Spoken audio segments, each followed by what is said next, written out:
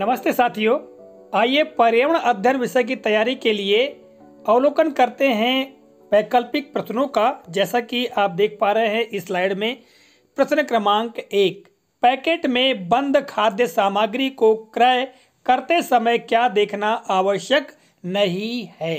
दिए गए प्रश्न के लिए 4 विकल्प। A, manufacturing date, B, expiring date, C, net weight और D, colour of the wrapper. दिए गए प्रश्न के लिए सही उत्तर है D, colour of the wrapper. साथियों, जो पैकेट में बंद खाद्य सामग्री आती हैं उसको क्रय करने से पहले क्या क्या देखना चाहिए और इस प्रश्न में क्या देखना आवश्यक नहीं है, यह पूछा गया है। तो मैन्युफैक्चरिंग डेट, जैसा कि विकल्प क्रमांक ए में दिया गया है, अर्थात निर्माण तिथि, कोई भी खाद्य सामग्री कब बनी है उसके निर्माण तिथि भी देखना आवश्यक है।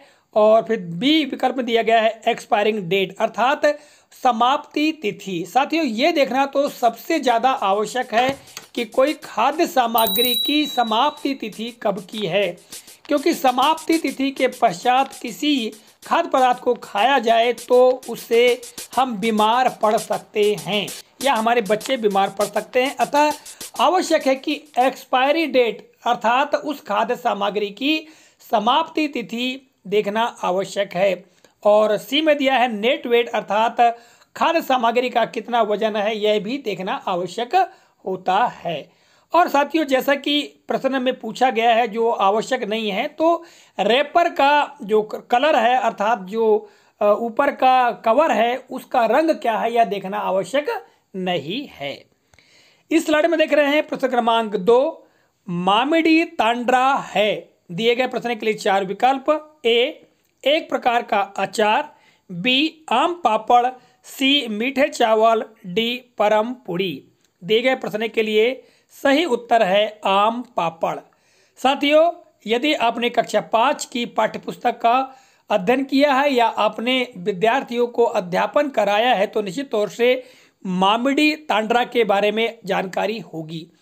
दक्षिण भारत का यह बहुत ही महत्वपूर्ण व्यंजन है और यह एक प्रकार का आम पापड़ है जो कि पके हुए रसीले आमों से यह तैयार किया जाता है।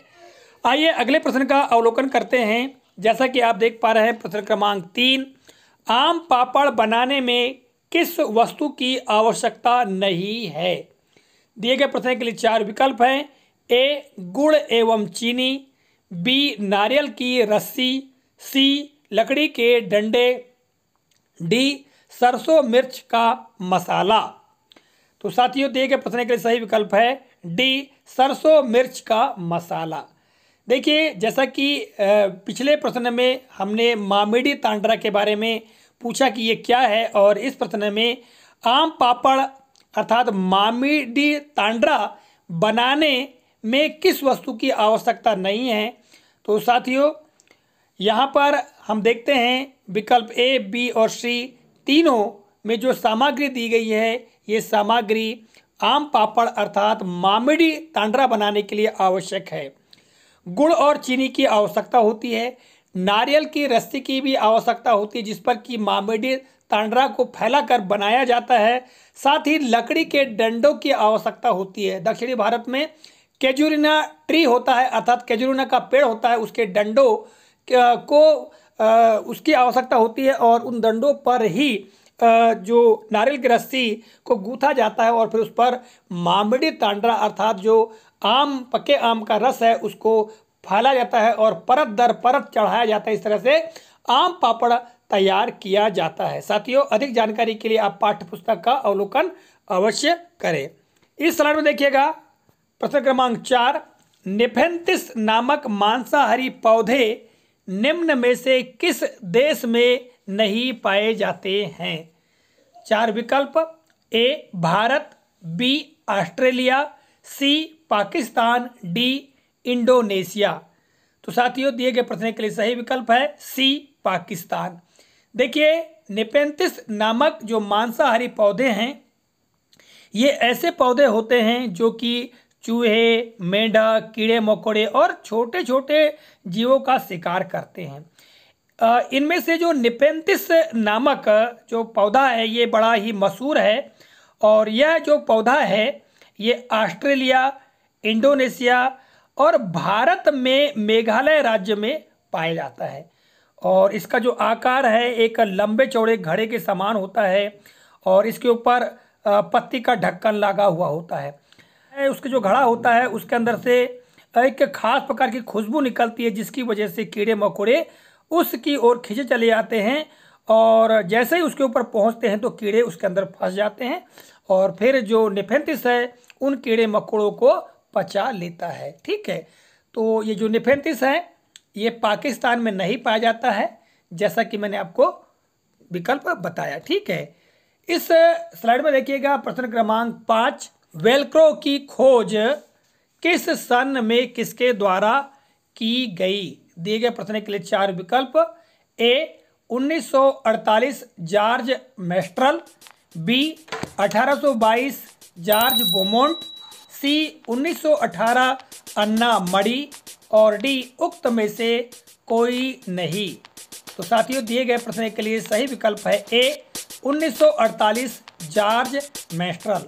देखिए, वेलक्रो की खोज की एक कहानी है, और कहानी ये है कि सन 1948 की बात है। एक दिन जॉर्ज मेस्ट्रल अपने कुत्ते के साथ में शहर से लौटे थे, और उन्होंने देखा कि उनके जो कुत्ता है कहना चाहिए उसके ऊपर कुछ बीज चिपके हुए हैं, और जब इन बीजों को उन्होंने अपने माइक्रोस्कोप में देखा तो उस पर छोटे छोटे हुक उनको देखने को मिला, और जिनकी वजह से वो कपड़े में चिपके हुए थे। ठीक है, तो फिर मेस्ट्रल को एक आइडिया आया वेलक्रो बनाने का कि इस तरह से वेलक्रो बनाया जाए, और वेलक्रो को जब हम खोलते हैं तो चर चर की आवाज़ आती है।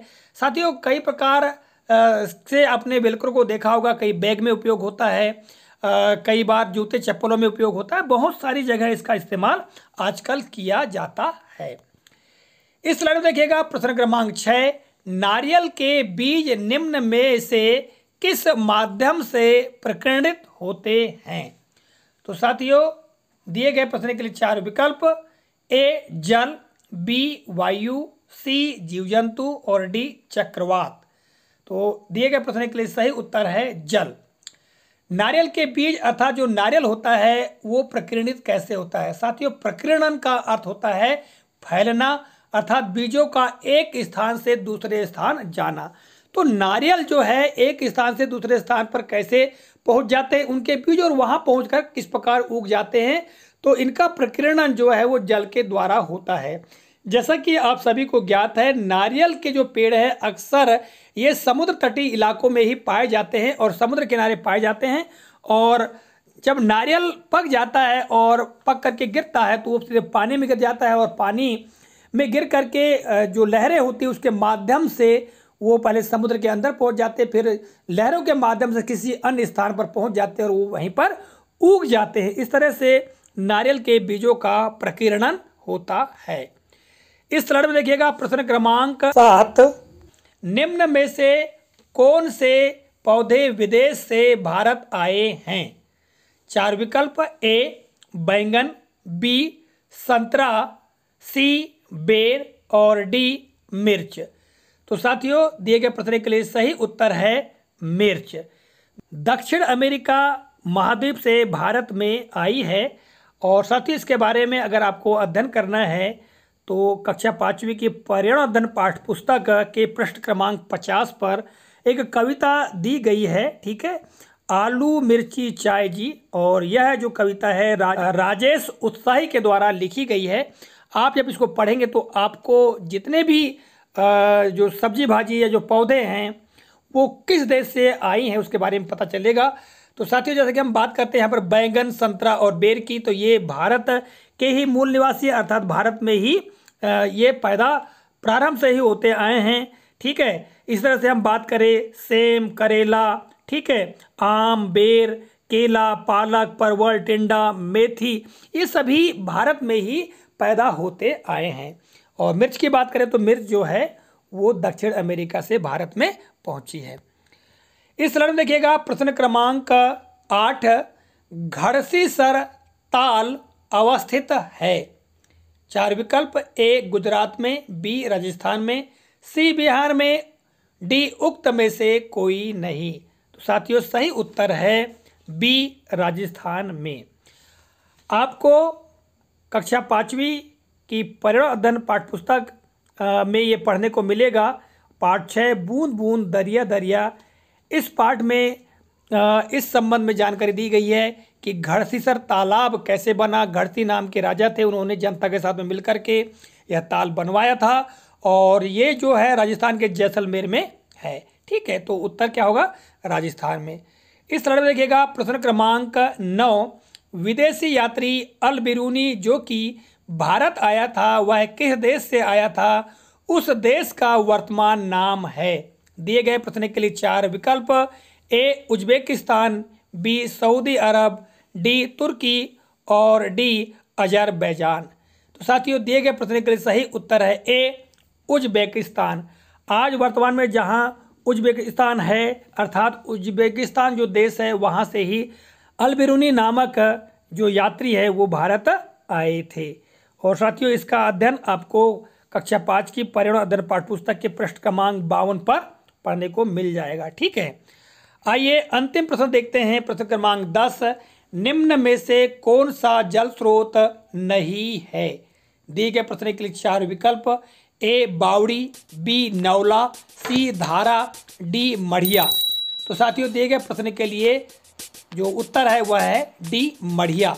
अर्थात मढ़िया जल स्रोत नहीं है बल्कि एक छोटा सा घर होता है या हम इसको कह सकते हैं एक झोपड़ी हो सकती है जिसे हम मढ़िया कहते हैं। जबकि बावड़ी, नौला, धारा या सोता ये सब चीज़ें जल स्रोत ही हैं। तो इस कालखंड में मैंने इस वीडियो के माध्यम से इन प्रश्नों की जानकारी आप तक प्रेषित की है। आशा करता हूं जानकारी काफ़ी उपयोगी और मज़ेदार लगी होगी। मिलेंगे अगले कालखंड में, तब तक के लिए जय हिंद।